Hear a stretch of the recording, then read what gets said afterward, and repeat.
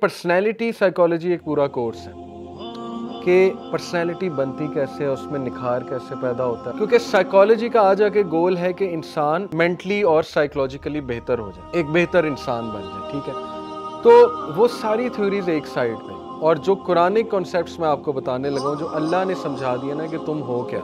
देखिए अल्लाह कहते हैं अला यअलमु मन खलक़ व हुवल लतीफ़ुल ख़बीर, कि क्या वो नहीं जानेगा जिसने तुम्हें बनाया है।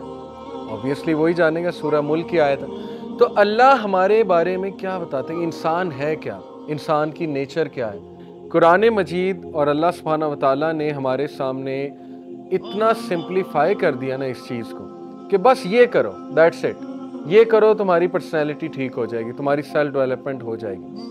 तो उस हवाले से मैं आपको 3 नफ्स आज बताऊंगा। ठीक है, शायद आपको पहले भी पता हो, लेकिन ये कि हम उन 3 नफ्स को देखेंगे कि हमने किस तरह से समझना है और ग्रो करना है, या किसी एक आधे को कर्ब करना है तो कैसे करना है। सबसे पहले अल्लाह ने सूरह क़यामा में, सबसे पहले मैं आपके सामने नफ्स लवामा का तज़किरा करूँगा। ठीक है, नफ्स और रूह क्या है ये मैं आपको आसान अल्फाज में अगर बताऊँ, नफ्स इज़ दी सॉफ्टवेयर, रूह इज़ दी हार्डवेयर। ठीक है, नफ्स, हमारे जो 3 नफ्स है ना, ये हमारे बिहेवियर को डायरेक्ट करते हैं। पहला है नफ्स लवामा, इसकी अल्लाह ने कसम खाई सूरह क़यामा, ला उक़सिमु बियौमिल क़ियामा वला उक़सिमु बिन नफ्सिल लव्वामा। अल्लाह जब भी किसी चीज़ की कसम खाता है तो वो एक बहुत ज़रूरी और इम्पॉर्टेंट चीज़ है। ठीक है, मैं कसम खाता हूँ, इसकी ट्रांसलेशन है, मैं कसम खाता हूँ रोज़े क़यामत की, क़यामत वाले दिन की, यौमिल क़ियामा, वला उक़सिमु, और मैं कसम खाता हूँ बिन नफ्सिल लव्वामा,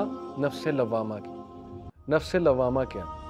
नफ्स लवामा की ट्रांसलेशन है मलामत करने वाला नफ्स। ठीक है, मलामत, जिसे उर्दू में हम कहते हैं ज़मीर। ये आपका पहला नफ्स है और ये आप सबके अंदर मौजूद है। ये अल्लाह का गिफ्ट है हमें, और इसको अल्लाह सुब्हानहू व तआला ने सूरह शम्स में बताया, फ़अल्हमहा फ़ुजूरहा व तक़वाहा। ठीक है, कि इंसान को हमने बनाया और फिर उसे नेकी और बुराई की पहचान दे दी। ये बहाना कोई नहीं कर सकता कि मुझे तो पता ही नहीं था ये नेक काम है, या मुझे तो पता ही नहीं था ये बुराई है। ठीक है, जंगल में रहने वाले जिन तक आज तक कुछ नहीं पहुंचा, उन्हें भी पता है नेकी क्या और बुराई क्या है, उन्हें भी खुदा का तसव्वुर है, क्योंकि वो अल्लाह ने आपके अंदर सॉफ्टवेयर डाल दिया। ठीक है, अब मसला ये होता है जब ये सॉफ्टवेयर पे वायरस आ जाए, जब ये मस्क हो जाए, नफ्सुल लवामा, ये फितरत है, ये हमारे अंदर से आवाज़ उठती है, नहीं ये काम गलत है, नहीं ये काम ना करो। तो हमारा पहला एरिया ऑफ इंटरेस्ट होना चाहिए कि हमने इसको ग्रो कैसे करना है। इस नफ्स को हमने ग्रो करना है। इसको जितना आप ग्रो करेंगे ना, यकीन करें ये नफ्स आपको चेक में रखेगा। ये वो नफ्स है जो फजर पे आपको उठा देता है। ठीक है ना, अगर ये बिल्ड हुआ है, बहुत अच्छा बिल्ड हुआ है, ठीक है, लेकिन अगर ये वीक है तो फिर इसकी वर्किंग स्लो होगी, इसका सॉफ्टवेयर अगर वीक है, राइट। ये वो नफ्स है जो आपको हक बोलने पे मजबूर कर देगा। ठीक है, जो आपसे बड़े बड़े जो है ना वो काम करा लेगा। तो अंबिया का ये नफ्स बहुत ऊपर था, सहाबा का ये नफ्स बहुत ऊपर था, नफ्स लवामा। ठीक है, तो इसको अब ग्रो कैसे करना, देखें नफ्स लवामा ग्रो होता है सबसे पहले ऐसा लिटरेचर पढ़ने से जिसमें मलामत हो रही, और दुनिया में मलामत वाला सबसे बेहतरीन लिटरेचर क्या है? कुरान।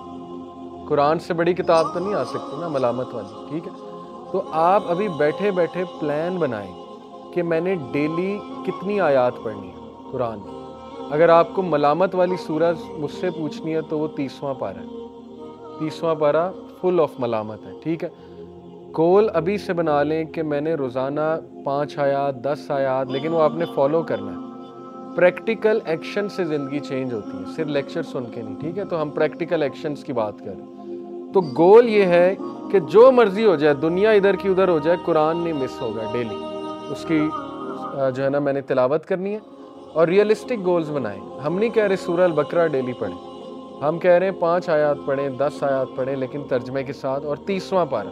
ठीक है, ये है पहला टास्क करने का, कुरान के साथ जुड़ें, नफ्स लवामा ग्रो होगा। जब वो हैवी पावरफुल हो जाएगा वो नफ्स, आप देखें आप क्या क्या करते हैं इंशाल्लाह। ठीक है, और ऐसी महफिलों पे में बरकत होती है, चाहे कुछ समझ आए ना आए, चाहे बोरिंग हो, चाहे स्लो हो, चाहे कुछ भी हो। ठीक है ना, हर चीज़ आपके मिजाज के मुताबिक नहीं होगी, लेकिन ऐसी महफिल में सिर्फ आने से ये नफ्स बूस्ट होता है, ये उसकी खुराक है। ایسی محفلیں نفس لوامہ، ٹھیک ہے، اور مسجد کے ساتھ کنیکٹ کریں۔ نفس لوامہ بہت گرو کرتا ہے مسجد کے ساتھ کنیکٹ کرنے سے، اور نبی صلی اللہ علیہ وسلم نے تو باقاعدہ انکریج کیا ہے کہ بیٹھو، ذکر کرو، انرجی لو اس جگہ کی، مسجد کی انرجی لو، بیٹھ جائے کریں وہاں پہ 5 منٹ بیٹھ جائے کریں، 10 منٹ نماز کے بعد انرجی لیں، ذکر کریں، ٹھیک ہے نا، قرآن پڑھ لیا کریں۔ تو یہ ریئلسٹک گولز آپ کو بنانے پڑیں گے اس نفس کو جو ہے نا وہ گرو کرنے کے لیے۔ تو ایسے لوگوں میں بیٹھیں، ایسی گیدرنگز میں جائیں جہاں نفس لوامہ جو ہے وہ گرو ہو رہا ہے۔ دوسرا جو نفس ہے وہ ہے نفس مطمئنہ، اور اس کا تذکرہ سورہ فجر میں ہے، یا ایتھا النفس المطمئنہ ارجعی الی ربک راضیۃ مرضیہ فادخلی فی عبادی وادخلی جنتی۔